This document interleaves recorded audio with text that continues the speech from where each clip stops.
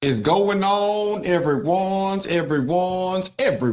We here and we back with another episode of Is My Point Valid? Yes, indeed. I am yours truly, Brandon D. And I am Camille A. Stocker. And like we always do, we want to say thank you to everyone who supports our channel, our message. If you do and you haven't subscribed, make sure you do that right now. You know, like, subscribe, share, all that good stuff. Tell a friend and tell a friend. And if you want to support our channel, you can hit us up on buymeacoffee.com/StockerFamily. Anyone who does donate, chooses to support, we will give you a shout out because we definitely appreciate that. And it helps us continue to put out these videos and bring the truth to the people, because that's what the people need right now. But with that being said, we're going to go ahead and get into this episode. So the topic for today is going to be how to stop crime in the Black community. We got us some solutions. When it comes to crime in the Black community, we either say it doesn't exist or we act like it's not happening.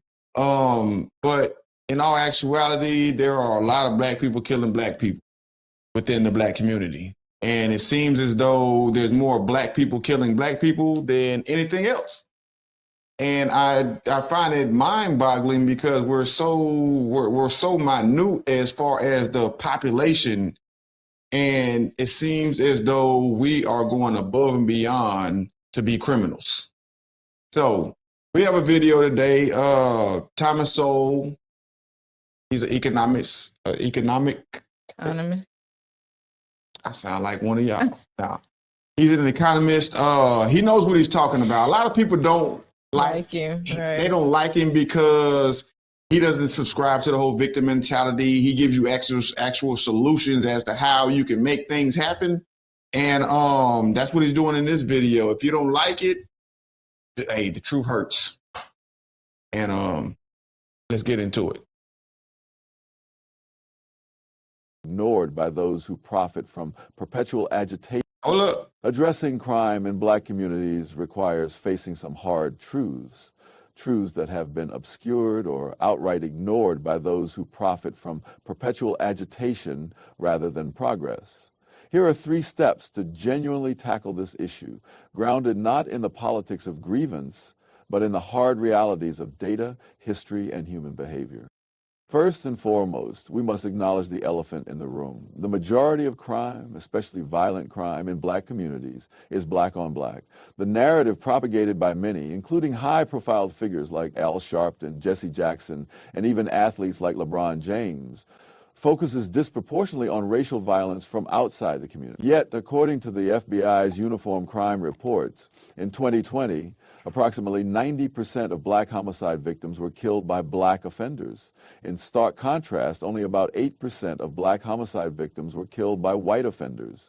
This disparity is not just a statistical anomaly, it's a reflection of where the real problem lies. Yet, this reality is often swept under the rug because it doesn't fit the narrative that keeps these individuals politically and financially relevant.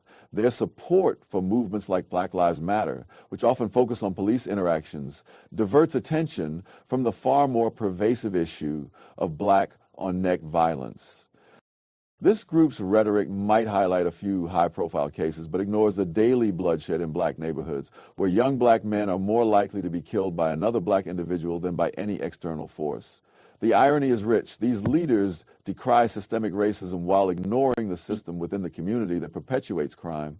They benefit from the chaos by holding rallies, appearing on TV, or even influencing policy without addressing the root causes. It's a perverse incentive where the very people who should be leading us out of this morass are instead profiting from maintaining it.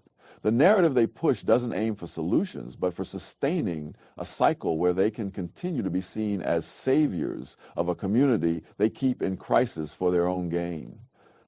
The second step involves fostering a culture of personal responsibility and supporting effective policing within the community. It's not about romanticizing the police. It's about recognizing that crime cannot be controlled without law enforcement. Historical data supports this. Look at the crime drop in the 1990s in cities like New York under Mayor Giuliani and Police Commissioner Bratton. The introduction of policing strategies like CompStat, which focused on accountability and data-driven policing, alongside community policing, where police worked hand in hand with community leaders, led to a significant decrease in crime. These strategies weren't about racial profiling. They were about targeting crime where it was, which statistically was in black neighborhoods. However, instead of supporting these effective methods, many leaders decry any form of... It's not racist to police where the crime is happening at. That's not racist. It just so happens that the places that need to be policed are Where the crime is happening. Right. Yeah. Policing as racist, creating a vacuum where lawlessness thrives. They've pushed for defunding the police without proposing a viable alternative, leading to a surge in crime in many communities. We need to teach personal responsibility from a young age, understanding that crime is not just a response to socioeconomic conditions, but also a choice. The glorification of criminal culture in music or media does not help. It feeds into a cycle of despair and crime. The breakdown of family structures, often exacerbated by policies that incentivize single-parent homes, has left many young men without the guidance that might steer them away from crime.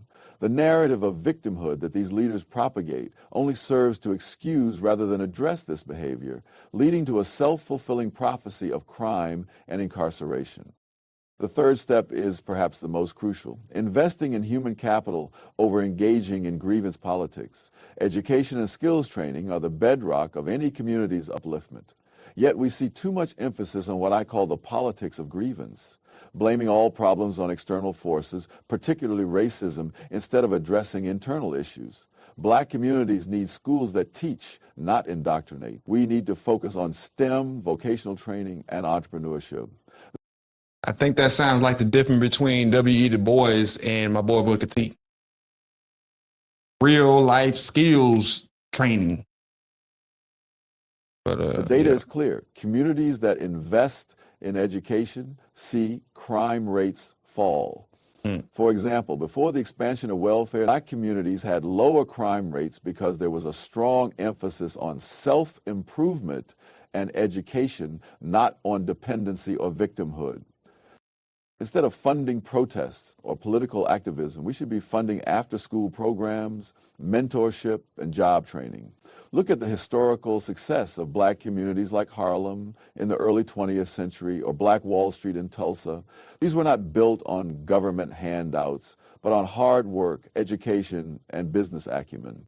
Yet today, there's a focus on reparations or social justice narratives that do little to equip individuals with the tools they need to succeed in a competitive market. The education system in many of these communities has failed not because of a lack of resources, but because of a lack of focus on what truly matters, preparing students for the real world, not for a lifetime of grievance and dependency. In essence, the crime problem in Black communities won't be solved by more grievance politics or by the self-serving actions of those who profit from division. It will be solved by returning to principles that work: education, responsibility, and effective policing. These are not new ideas. They are time-tested truths that have been overshadowed by the loud but unproductive noise of current racial politics. We need leaders who will speak these truths, not those who benefit from the status quo of crime and despair. The current path is not just ineffective, it's destructive. It's time to shift the focus back to what genuinely uplifts communities, and that starts with honesty, hard work, and a commitment to real, not just rhetorical, change. 3 timeless principles for crime reduction. Education and skills training is the path to prosperity for any individual or community. Not just any education, but one that equips people with marketable skills. This reduces crime by providing viable alternatives to illegal activities. Education is the most potent weapon against poverty and crime, yet is often undervalued in favor of political theater. The schools need reform, not more money thrown at outdated methods. They need to focus on outcomes that lead to employment and economic independence, not on perpetuating a cycle where students graduate without the skills to succeed. Community and personal responsibility is another cornerstone. Crime flourishes where responsibility is shirked. Communities that take ownership of their issues, where parents, schools, and local leaders work together, see decreased crime. It's about creating a culture where criminal behavior is not just policed, but culturally shunned. This involves parents being involved in their children's lives, teaching them right from wrong, and communities coming together to support each other, not just in times of tragedy, but in everyday life. The narrative of victimhood pushed by some leaders only serves to strip away the agency of individuals, telling them they are powerless against their circumstances, which is a lie that perpetuates crime and despair. Lastly, effective community-oriented policing must be seen as a partner, not an adversary. This means having officers who live in the communities they serve, understanding the local culture, and being accountable to the community, not just to their superiors. Policing should be about protecting and serving, not just about enforcement. This requires community trust, which is built through transparency, accountability, and involvement in community activities. The push to defund or demonize the police has not led to safer communities, but rather to a vacuum where crime has proliferated.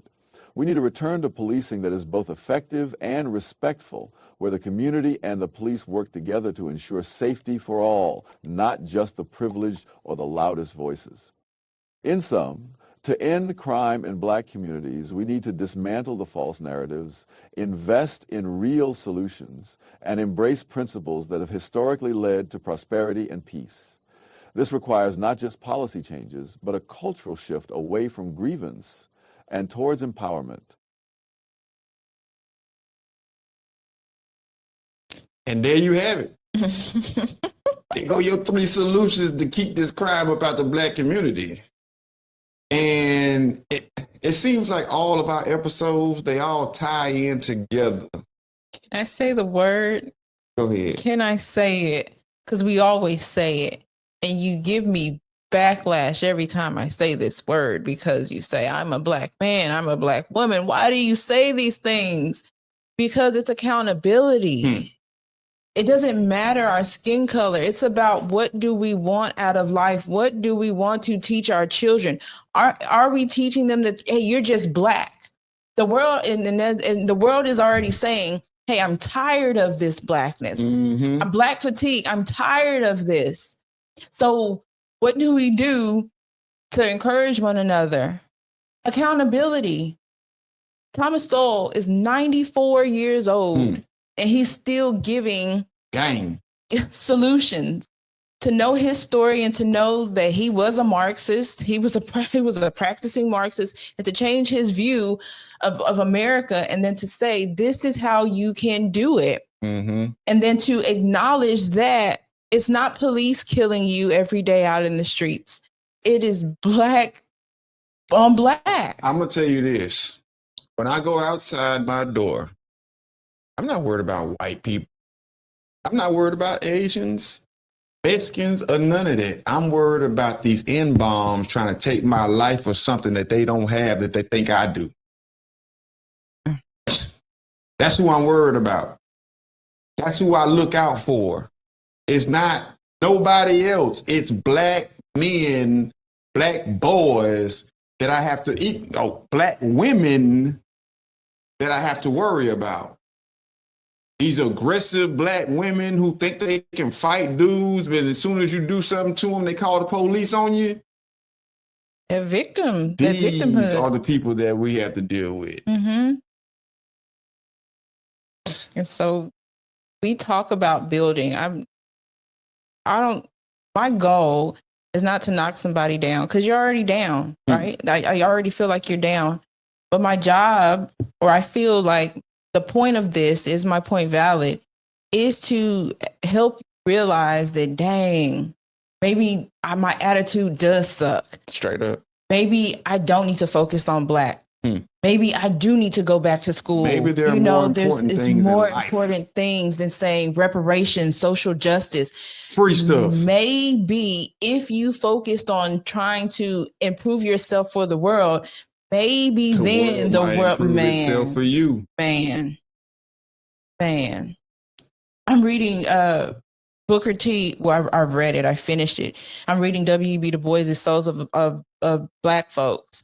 And the difference of how Booker T was saying, get a life skill. If you get this skill, you'll earn money, you buy your land, and then you'll be able to do the thing. Nobody can say anything to you because you've done the thing. People will respect you because you've done the thing. They see you do the thing. With the skill. So W.B. Du Bois is saying, hey, we need to be intellectual. We need to know the books. And we don't want to work with our hands, but we're going to be in the This whole thing was you need to be just smart enough to be able to talk these people into giving you something free. Yes. And so that's where we go back to the reparations and the social justice and the we want. This is how we stop things. Vote or die. Vote or die. This is how we can stop things. We can encourage one another to do better. Got to. Accountability. And he gives the solutions, but at the end of the day, he's just saying, hey, responsibility and accountability for your actions and what it is that you want to put out into the world. Absolutely. That's what it's all about. Stop crying about everything and start looking in the mirror. And y'all better start listening to Michael Jackson, the man in the mirror. Right up. But we're gonna go ahead and get up out of here. So, like always, it's love, peace, and soul. Like Soul Train, baby.